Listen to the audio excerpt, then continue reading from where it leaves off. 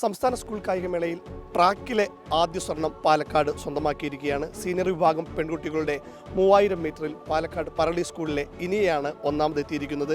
ഇനിയ നമുക്കൊപ്പം ചേരുകയാണ്. ഇനിയ കൺഗ്രാജുലേഷൻസ്.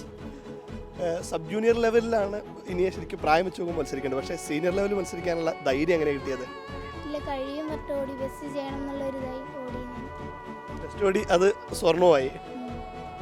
എങ്ങനെയാണ് പറളി സ്കൂളിലേക്ക് എങ്ങനെയാണ് എത്തുന്നത്? അടുത്ത സ്കൂൾ കഴിഞ്ഞാൽ പറളി സ്കൂളാണ് അവിടെ അടുത്ത്. അപ്പോൾ പിന്നെ പഠിക്കാൻ വന്ന് പിന്നെ സ്പോർട്സിന് വരാൻ താല്പര്യമായി അങ്ങനെ വരാൻ തുടങ്ങി. ആദ്യ ദീർഘദൂരോട്ടം തന്നെയായിരുന്നോ ഇനിയെ ചെയ്തുകൊണ്ടിരുന്നത്? ഇല്ല, ആദ്യം വന്ന് പറഞ്ഞാൽ 600 മീറ്റർ അത് ചെയ്ത് നോക്കി. പിന്നെ സാറാണ് 3000 ചെയ്തത്. ഇനിയുടെ അധ്യാപകൻ കൂടി നമുക്കിപ്പോൾ ചേരുകയാണ്, മനോജ് മാഷ്. പക്ഷേ ഇനിയുടെ ഓട്ടം കണ്ടപ്പോഴേ നമ്മുടെ പഴയ അഫ്സലിൻ്റെയും ചിത്രയുടെയൊക്കെ പ്രകടനമാണ് ഓർമ്മ വരുന്നത്. തീർച്ചയായും പാലക്കാട് ജില്ലയ്ക്ക് ഒരുപാട് ദീർഘദൂര ഓട്ടക്കാരെ സംഭാവന ചെയ്ത സ്കൂളിൽ ഞങ്ങൾ മുണ്ടൂരൊക്കെയാണ്.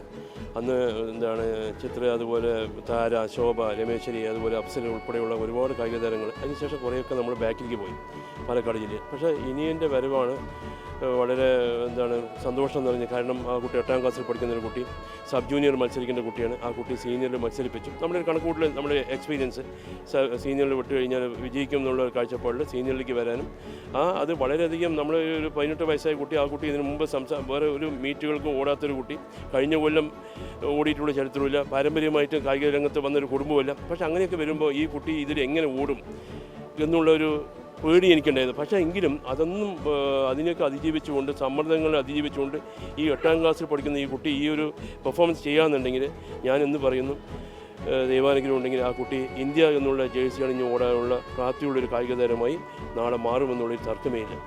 എങ്ങനെയാണ് ഇടത്തറ സ്കൂളിൽ നിന്ന് എങ്ങനെയാണ് ഇനിയെ കണ്ടെത്തുന്നത്? സാധാരണ റെഗുലറായിട്ട് നമ്മൾ ഇടത്തറയിൽ നിന്ന് വരുന്ന കുട്ടികളൊക്കെ പറളി സ്കൂളിലേക്ക് വരിക. അങ്ങനെ വന്ന ഒരു കുട്ടിയെ അങ്ങനെ അല്ലാതെ വേറെ നമ്മുടെ കുട്ടികളെ പോയി കണ്ടെത്തി കൊണ്ടുവരാനുള്ള ഇല്ല. നമ്മൾ 3 കിലോമീറ്റർ അപ്പുറമേ ഉള്ളൂ.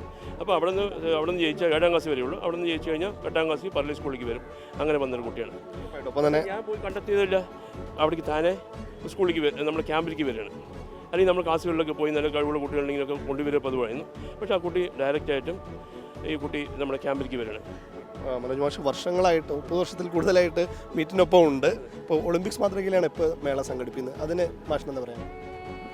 അങ്ങനെയൊക്കെ നടത്തുമ്പോഴല്ലേ നമ്മുടെ കുട്ടികൾക്കും അതൊരു ആവേശം. ഇപ്പോൾ ഈ കുട്ടി ഈ വിജയം വരുമ്പോൾ ഇത്രയും വലിയ മീഡിയ അറ്റൻഷൻ കിട്ടണം.